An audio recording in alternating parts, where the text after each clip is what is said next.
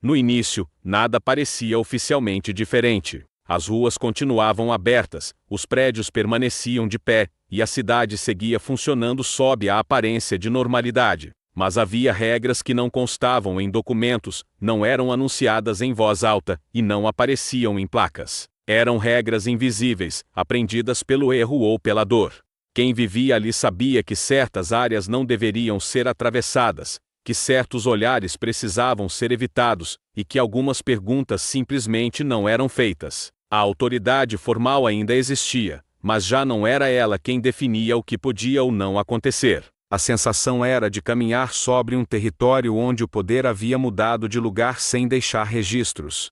As decisões que moldavam o cotidiano não vinham de gabinetes ou tribunais, mas de dentro de muros que, teoricamente, deveriam conter o controle. A cidade operava sob um equilíbrio frágil, sustentado pelo medo e pela adaptação silenciosa de seus moradores. Não era uma revolta declarada, nem uma tomada explícita de poder. Era algo mais sutil e justamente por isso, mais difícil de enfrentar. Com o tempo, as grades deixaram de cumprir sua função original.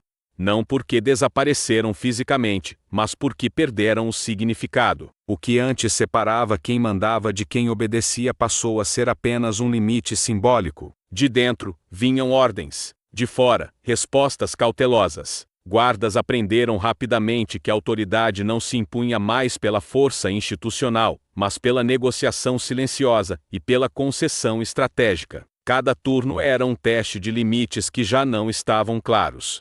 A cidade começou a entender que o poder não estava mais nas chaves, nas armas ou nos uniformes. Estava na capacidade de causar instabilidade sem sair do lugar. Um motim anunciado, um silêncio prolongado, um recado indireto, qualquer gesto mínimo, tinha impacto imediato do lado de fora. As grades ainda estavam lá, mas quem realmente decidia o ritmo da vida urbana já não estava preso a elas. O controle havia mudado de mãos, sem que ninguém declarasse oficialmente essa mudança.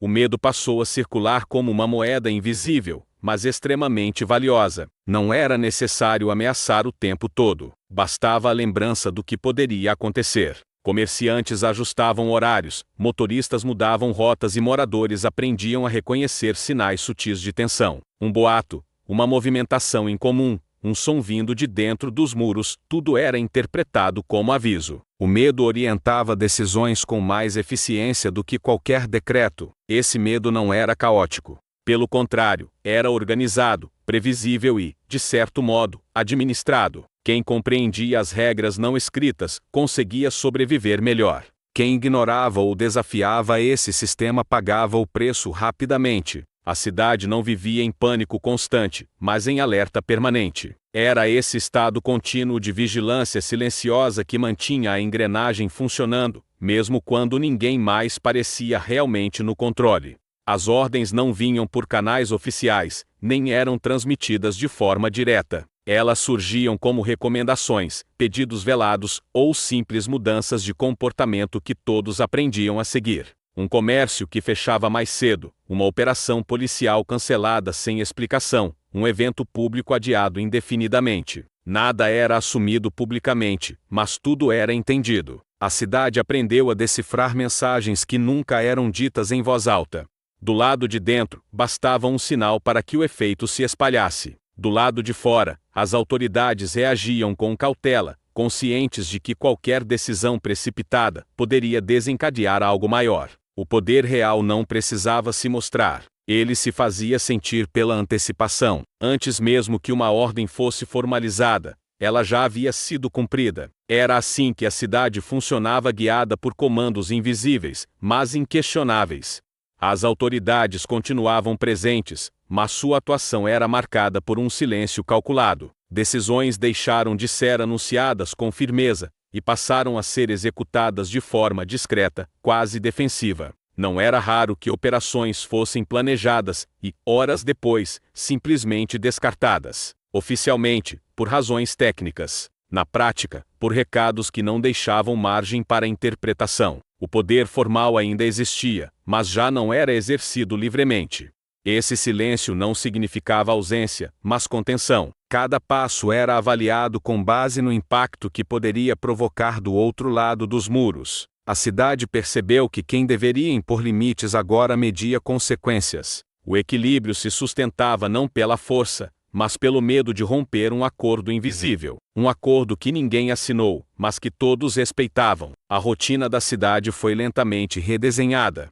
Horários, trajetos e hábitos passaram a obedecer uma lógica que não aparecia em nenhum planejamento urbano. As pessoas sabiam quando era melhor ficar em casa, quando o silêncio era mais seguro, e quando a normalidade precisava ser apenas encenada. O cotidiano não era interrompido por explosões constantes, mas por uma tensão contínua que moldava cada escolha. Viver ali exigia adaptação permanente. Nada disso era discutido abertamente. Era aprendido na prática, transmitido em conversas curtas e avisos indiretos. A vida seguia, mas sempre sob a sombra de algo que podia escapar do controle a qualquer momento. O terror não se manifestava o tempo todo, ele apenas precisava existir como possibilidade. E era essa possibilidade constante que definia como a cidade respirava, se movia e sobrevivia. Para que tudo continuasse funcionando, um pacto silencioso foi estabelecido. Não havia reuniões formais nem declarações públicas, apenas uma compreensão mútua de limites. De um lado, concessões calculadas. Do outro, contenção estratégica. Enquanto esse acordo invisível fosse respeitado, a cidade permanecia de pé. Serviços operavam no limite, conflitos eram adiados, e a aparência de ordem era mantida a qualquer custo. Esse pacto não trazia segurança real, apenas estabilidade temporária. Todos sabiam que bastava um gesto fora do script para que o equilíbrio se rompesse.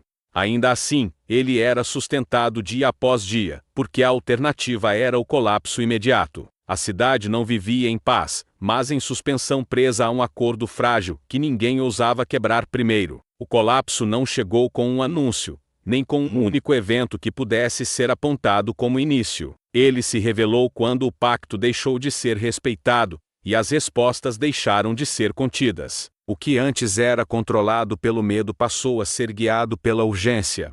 A cidade percebeu, tarde demais, que o equilíbrio que a sustentava era apenas uma pausa prolongada antes da ruptura. Quando o controle ruiu, não havia mais intermediários nem acordos possíveis. Nesse momento, ficou claro quem realmente mandava e o preço de ter permitido que isso acontecesse. As regras invisíveis perderam valor, e o silêncio que mantinha tudo em funcionamento deu lugar ao caos aberto. O que restou foi uma cidade marcada por decisões adiadas e limites ignorados por tempo demais. Não foi apenas o fim de um pacto, mas a consequência inevitável de um poder que cresceu sem ser confrontado.